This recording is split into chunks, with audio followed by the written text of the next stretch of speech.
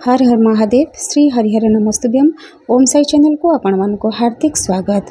आशा करूछु महादेव कृपारू आपण माने सुस्थ रे थिबे खुशी रे थिबे। आजिर भिडियोटी आमे केउ उपरे आनिछु आपण माने थंबनेल देखि जानि सारिबेनी एवं यह मध्य आपणकर प्रश्न आसुथिबो जे एबे महाशिवरात्रि रो पार्वण समय आसी नाही 2025 रो महाशिवरात्रि सरी जायछि तेबे आमे केउ शिवरात्रि कथा कहूछु। आज्ञा हाँ यही सबूर डाउट क्लियर करवा चलतु। प्रथमे आमे समस्ते जानिछे वर्ष को थरे महाशिवरात्रि आसी थाए जहाकू सारा भारत वर्ष आनंदर सहित भक्ति और विश्वास सहित पालन करिथांती। किंतु यह मध्य सत्य जे वर्ष को गोटे नुहे वर्ष को 12टी शिवरात्रि आसी थाए।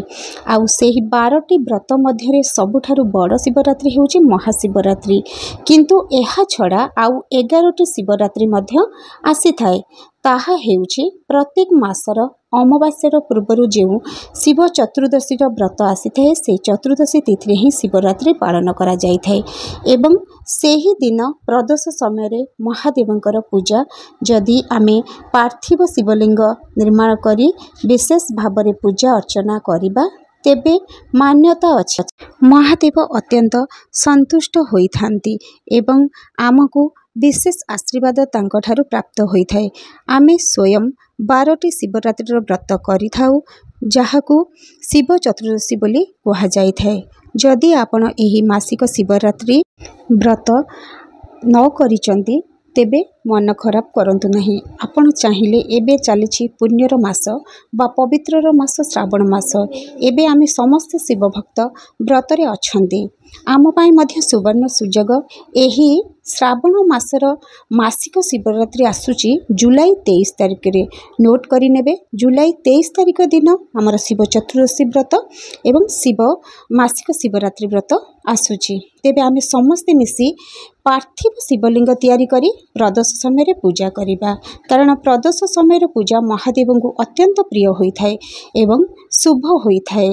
जो मानक गृह रे आगरू शिवलिंग विराजमान होइछंती कोनोसी धातु निर्मित किंबा नर्मदेश्वर शिवलिंग अछंती तेबे सेमाने सेतिरे पूजा करि परिबे नचेत पार्थिव शिवलिंग पूजा करबार बहुत महत्व अछि। तेबे प्रथमे जानिबा पूजार आवश्यक हेउथिबा सामग्री सेबु केउ सामग्री को नहीं आमे पूजा अर्चना करिबा आपण को मु से सब देखै देबी वीडियो माध्यम रे। जद आपण चाहिए सेथिरु किछि आउ अलगा जिनिस मध्य ऐड करि परिबे मन खुशी अनुसार नहले सेतिकी जिनिस को नहीं आपण पार्थिव शिवलिंग रो पूजा करि परिबे।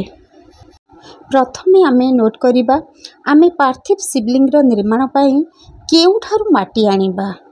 आमे माटी सर्वदा कौनसी पवित्र स्थान माटी आनिबा चयन करिबा दरकार।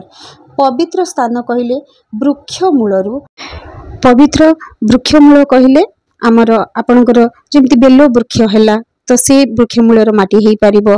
धात्री वृक्ष हैला कि कोनोसी भल पुष्प वृक्ष अछि जो गुडा कि अपवित्र जगह नथिबो पवित्र स्थान थिबो आपण नदी पठा जो पठारे कि जो माने गाधुआ गाधुई करू नथिबे तो से देव मंदिर बेढ़ारू मध्य आपण जदि माटी जगह थिबो सेठू नहीं आसी परिबे।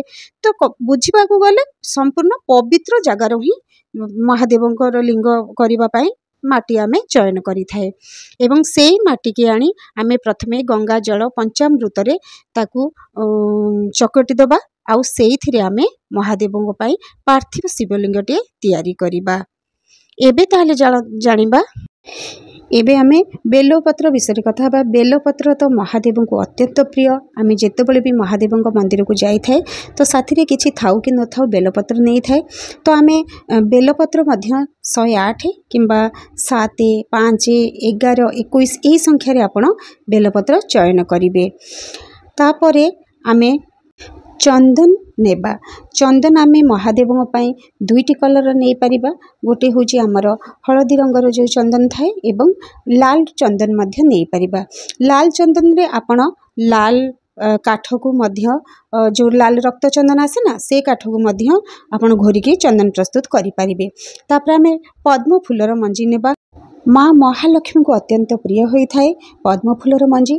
जदि आपण महादेव को पद्मफूलर मंजी अर्पण करेंगे ताहले महालक्ष्मी मध्य सेही पूजारे संतुष्ट होइथांती एवं आशीर्वाद प्रदान करथांती। पद्मफूलर मंजी आपण 7टी 5टी नहीं पारिबे अर्पण करबा पई। आमे नेबा समीपत्र। आमे जानिछे महादेव को पूजारे समीपत्रर केते महत्व अछि। तेबे 7टी समीपत्र नेबा। एबे नेबा कला राशि। कला राशि मध्य महादेव को बहुत प्रसन्न करे। यही राशि चढ़ाइले घरे कौनसी अशांति रुहे नहीं कि घरे कौनसी व्यक्ति चिड़चिड़ी होती नहीं बोली कह जाई थाए। तापरे आमे कला राशि मध्य कला राशि सेमती गणना नहीं आपण मुठी भर भी चढ़ाई पारिबे। एबे दीप 2टी नबा। गोटे दीप आमे जानिचे पूजा प्रथम रु अखंड दीप हिसाब से बसी थाए एवं शेष पर्यंत पूजार शेष पर्यंत ताकू उठा जाए न थाए। तो सेकेंड दीप नबा आमे आलती पाई माने पूजार समस्त शेष रे जो आलती पाई दीपर व्यवहार करा जाए। तापरे आमे किछि मुग डाली नेबा। मुग गोटा मुग देखुंत वीडियो माध्यम रे तो गोटा मुग नेबे। गोटा मुगरु किछि मध्य नेबा तार मते गणना करा जाय न थाए ताकू मध्य आपन हिसाब रे आपन चढ़ाई पारिबे। तापरे आमे नबा महू। आपण माने समस्त जानचंदी महू भगवान को पाखरे अभिषेक होई थाए। महू देर अभिषेक हेले बहुत खुशी मिली थाए माने निजको एवं भगवान को बहुत खुशी होई थांती। तापरे महू आमे चढ़ाइबा पे नेबा। पंचामृत रे मध्य महू ऐड करि परिबा एवं खाली जति चढ़ाइबा चाहते चढ़ाइबे। तापरे आमे नबा अक्षत। अक्षत कहले अभंगा अरुआ चाउल जी जमा भांगी नथिबो 108 गणिकी नेबे। प्रथमे तो से 108 को आपण महादेव को समर्पण करेंगे। टिके तातिर चंदन गोली नेबे। खाली व्हाइट अक्षत नेबे नहीं आउ किछि अक्षत रखिथेबे पूजारे लागिबा पाई। तापरे आमे नबा गोटा गोलमरीच। गोलमरीच आमे 7 किंबा 21 नहीं पारिबा। से गोलमरीच मध्य महादेव को अर्पण करा जाए से शुभ होइथाए। तापरे आमे नेबा इत्र। इत्र महादेवंकर वस्त्र लगे पारिबा एवं नचेत पुष्प द्वारा इत्र मध्य लगेंगी भगवान को समर्पण करि परिबा। इत्र बहुत भल होई थाए। आपण आ अलगा कोनसी परफ्यूम नहीं जिवे नहीं। तापर आमे नबा घियो। घियो जानिचे महादेव को अर्पण करा जाय थाए। तो घियर मध्य महादेव को अभिषेक करि परिबा। घियो मध्य नहीं पारिबा। तापर आमे नबा कोन दही आउ क्षीर। दही आउ क्षीर रे आपण महादेवंकर अभिषेक करे नेबे। आपण चाहिए गोटी गोटी करी अभिषेक करेबे नचेत पूरा सब मिसेकी पंचामृत तैयारी करी मध्य पंचामृत रे अभिषेक करेंगे। किंतु जो जो जिनस सामग्री लागे तो इजिली आपण सब बुझी पारिबे जानि पारिबे ताहा प्रस्तुत करिया पे मु आपण को एठी कहि रखिछि। तापरे आमे नबा कोन क्षीर। क्षीर रे केवल खाली अभिषेक करिवे नले पंचामृत रे रखि पारिबे। न जदि आपण खुशी ताले क्षीर रे आपण शुद्ध क्षीर आनिबे। पैकेट क्षीर रे अभिषेक करिवे नाही। तापरे आमे चयन करिबा पुष्प।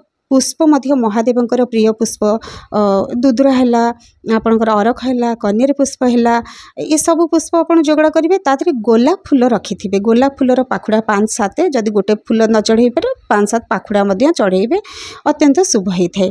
आउ तापर ऐड करिबा आपण दुदुरा फल।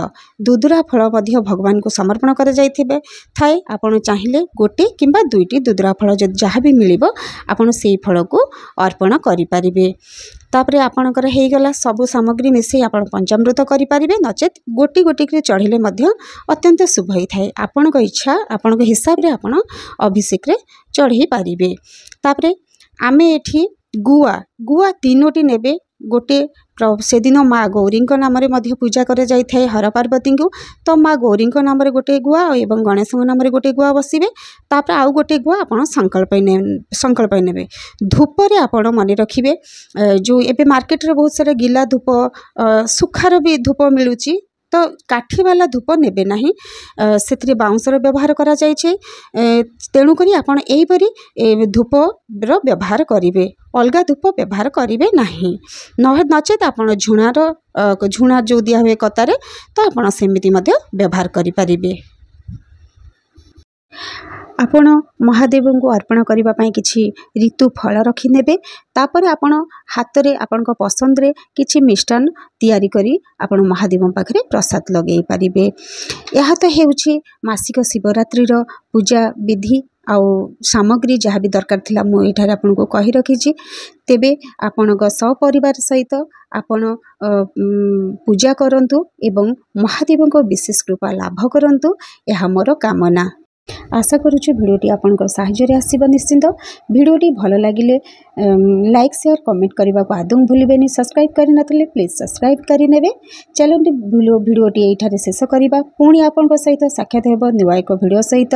से पर्यंत आपण मानठारु विदाय नउछि रहुछु। हर हर महादेव। श्री हरिहर नमस्तुभ्यम।